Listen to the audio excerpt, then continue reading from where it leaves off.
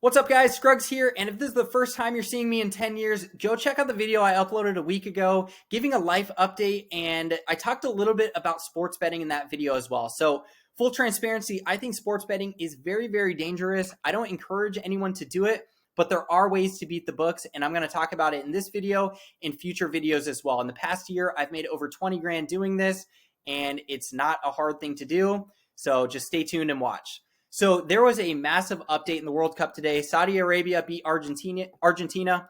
Some books had it at plus 1,600. Other books had it at plus 2,500 for Saudi Arabia to win before the match started. So if you bet $100 on that, you would have made 1,600. If you bet $100 on some of the other books, you could have made 2,500. So anywhere in between that, I don't know why you would bet on the plus 1,600 if you were even going to do this as a real bet, which I highly discourage.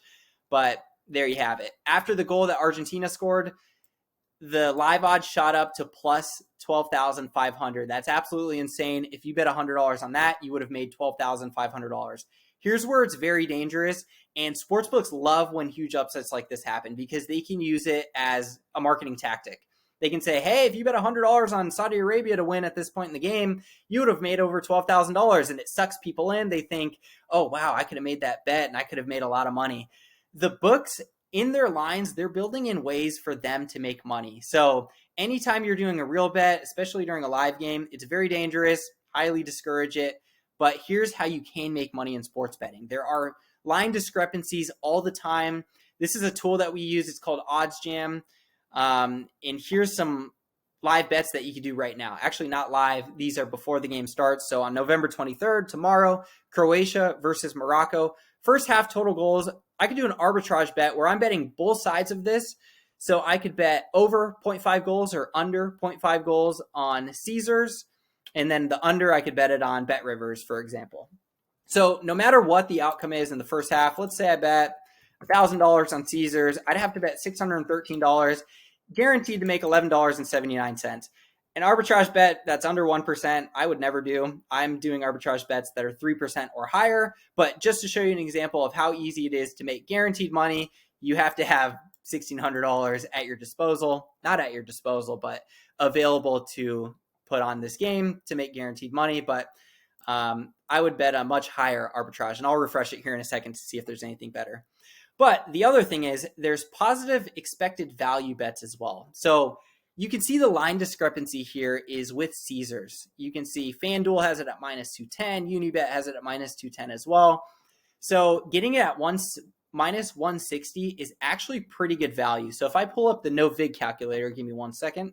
All right, got it pulled up. So if I do minus 210 and plus 160, you can see what the real odds should be if the sports bets didn't build anything into how they should make money. So the fair odds are minus 176. And this should happen 63% of the time.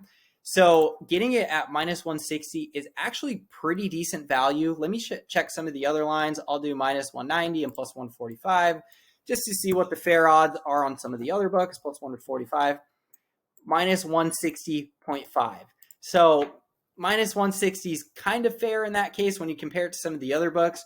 But there is a discrepancy with FanDuel, Bet Rivers, and some of these other ones. So this is a decent positive expected value bet, not one that I would necessarily do. You can see some of the bigger ones. You should assume if you're betting these at scale, let's say you do 1,000 bets, you're not going to win every single one, but these are the ways you beat the book. So for example, Dylan Brooks under 28.5 points, rebounds plus assists. This is an NBA game. You can see the discrepancy is on Betway, and some of the other books have it at like minus 140, minus 164, minus 148. So if I check the fair odds real quick, let me go and pause the video. All right, so I did this one right here, minus 164 plus 124. The fair odds are actually minus 139. So getting it at minus 115 is actually pretty good. Even on BetMGM, that's kind of decent. So let's just do one more. I'll do it for the DraftKings odds, plus 115, minus 145, plus 115. Minus 145. So the fair odds here, minus 127. So this is actually a pretty decent positive expected value bet. Dylan Brooks under 28.5 points, rebounds, and assists.